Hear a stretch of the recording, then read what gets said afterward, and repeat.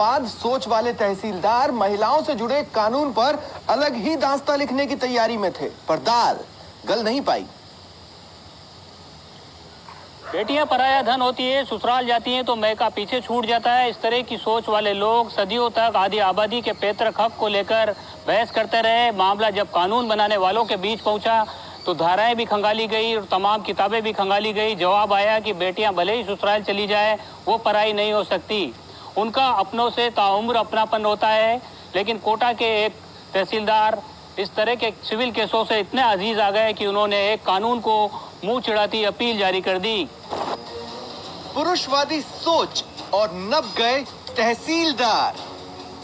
उन्होंने इस तरह का जो अपना सोच है, जो पितृसत्तात्मक सोच जो हमारी सदियों से चली आ रही है, उसका परिचय दिया है। शुरू से इनका रवैया ऐसा ही रहा महिलाओं के खिलाफ, और अभी भी इन्होंने ये जो निकाला है यहाँ पर, तो ये महिलाओं के खिलाफ ही निकाला है।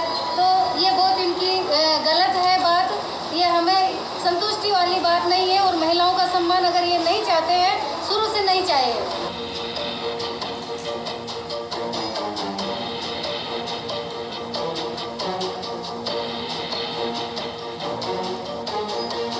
जिस दिन एक भाई अपनी बहन के लिए दुनिया भर की खुशियां लाता है, उसकी झोली उपहारों से भर देता है, उसी दिन दिगोद के तहसीलदार दिलीप प्रजापति ने प्रदेश भर की बेटियों से पैतृक हक छोड़ने की अपील की।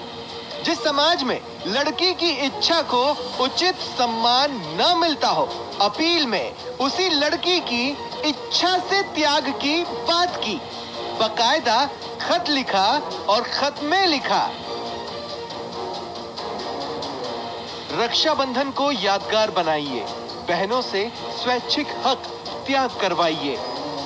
तहसीलदार की जारी चिट्ठी में लिखा गया, जब एक खातेदार की मौत हो जाती है तो उसके बेटे बेटियों और पत्नी का नाम स्वाभाविक उत्तराधिकारी के रूप में दर्ज किया जाता है।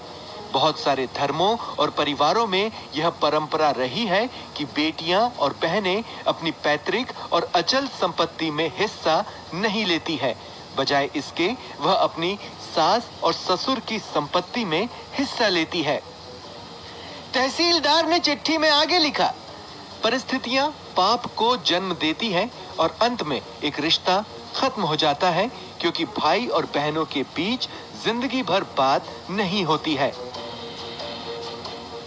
तहसीलदार का लेटर मरुधरा के लिए किसी बम से कम नहीं था, क्योंकि ये वो प्रदेश है जहां हड़ौती में साल 1870 में ही महिलाओं को संपत्ति में हक दे दिया गया था, वो भी लिखित कानून के तौर पर।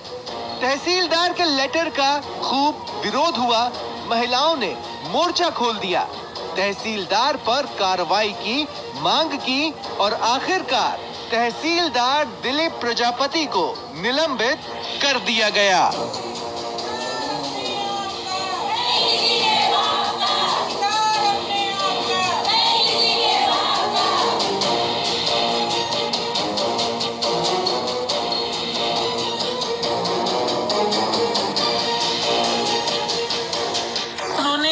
का जो अपना सोच है, जो पितृसत्तात्मक सोच जो हमारी सदियों से चली आ रही है, उसका परिचय दिया है। शुरू से इनका रवैया ऐसा ही रहा महिलाओं के खिलाफ, और अभी भी इन्होंने ये जो निकाला है यहाँ पर, तो ये महिलाओं के खिलाफ ही निकाला है।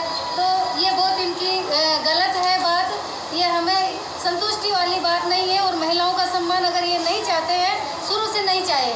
नियम है, कानून भी है और बराबरी का हक भी है, लेकिन इस तरह की सोच का क्या करें जो बेटियों को उनके पैतृक हक से वंचित रखना चाहते हैं। माना इस देश में बेटियों को त्याग की मूर्ति माना जाता है, लेकिन इसका ये कतई मतलब नहीं कि उन पर त्याग का पहाड़ फोड़ दिया जाए।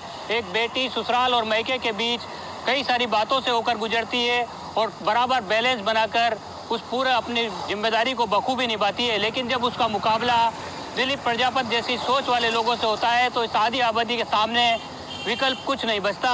सहयोगी मुकेश के साथ शाकिर अली, न्यूज़ 18 कोटा। महिलाओं के हक के बाद अब बात महिला सुरक्षा की। एक दल जो